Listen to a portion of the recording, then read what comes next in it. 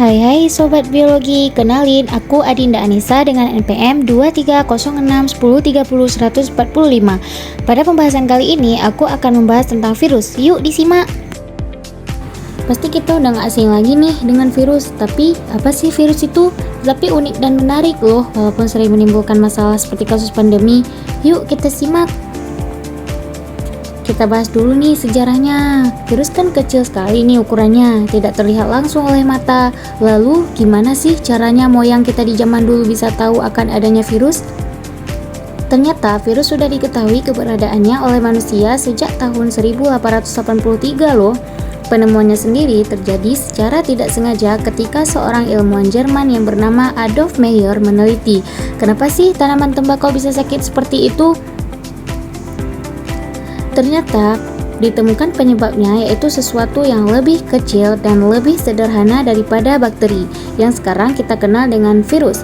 Nah, dari sini nih kita pertama kali tahu tentang virus.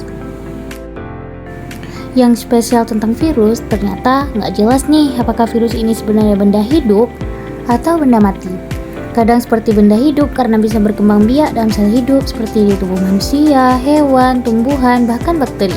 Tapi kadang juga seperti benda mati karena nggak bernafas, nggak bergerak, nggak ada metabolisme atau proses kimia kehidupan dan berbentuk kristal kalau berada di luar sel hidup. Jadi bisa dibilang virus ini adalah benda hidup yang mati, atau benda mati yang hidup, atau benda yang hidup tapi mati. Nah loh, bingung nggak? Nah, kalau udah ngerti betapa spesialnya virus, yuk kita cek 5 fakta tentang virus supaya lebih kenal lagi. Yang pertama, virusnya nggak mau tuh tinggal di benda-benda mati, tapi bisa sih bertahan hidup selama beberapa saat sampai bisa hinggap di sel baru yang cocok jadi tempat tinggalnya. Ini sebabnya nih kita harus rajin cuci tangan setelah menyentuh benda-benda supaya virus nggak sempat tuh masuk ke dalam tubuh. Virus nggak bisa seenaknya masuk ke dalam tubuh manusia, harus ada perantaranya. Contohnya, virus HIV bisa masuk ke tubuh manusia lewat cairan tubuh tertentu seperti darah atau sperma. Kalau ada orang bersin depan kamu, tenang, selama kamu tidak punya luka terbuka, virus HIV-nya nggak akan kok pindah ke kamu. Ternyata virus juga nggak sembarangan memilih bagian tubuh yang mau ditinggalinya. Contohnya virus corona hanya bisa menginfeksi sel-sel di saluran pernapasan manusia. Karena virus cuma bisa hidup dalam tubuh makhluk lain, virus seringnya mengganggu kesehatan makhluk yang ditumpanginya. Contohnya virus corona yang bisa menimbulkan gangguan pernafasan hingga komplikasi. Nah, virus butuh waktu dari mulai masuk tubuh hingga menyebabkan gejala penyakit. Ini namanya masa inkubasi dan namanya berbeda untuk jenis virus yang berbeda. Virus bisa kok dilawan oleh antibodi alami. Orang yang antibodinya kuat hanya akan mengalami gejala ringan atau tanpa gejala sama sekali kalau terinfeksi virus.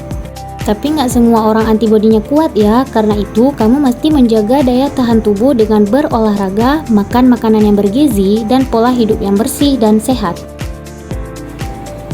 Nah, bentuk virus sendiri itu ada bermacam-macam, ada yang berbentuk ikosahendral, kompleks, berpelindung, hingga ada yang berbentuk spiral. Perbedaan bentuk virus ditentukan oleh kapsomer, yaitu subunit protein yang menyusun kapsid.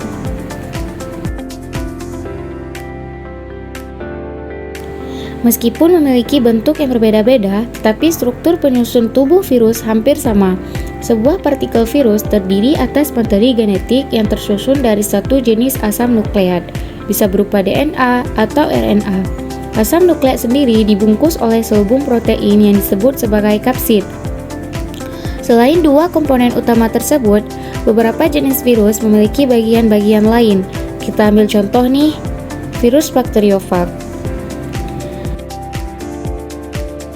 Struktur tubuh bakteriofag terdiri dari bagian kepala yang berisi asam nukleat beserta kapsid.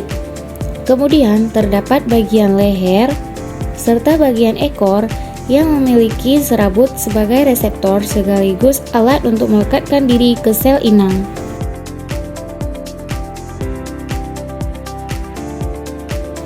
Nah, gimana? Kalian jadi lebih tahu kan tentang virus? Semoga video ini dapat bermanfaat ya.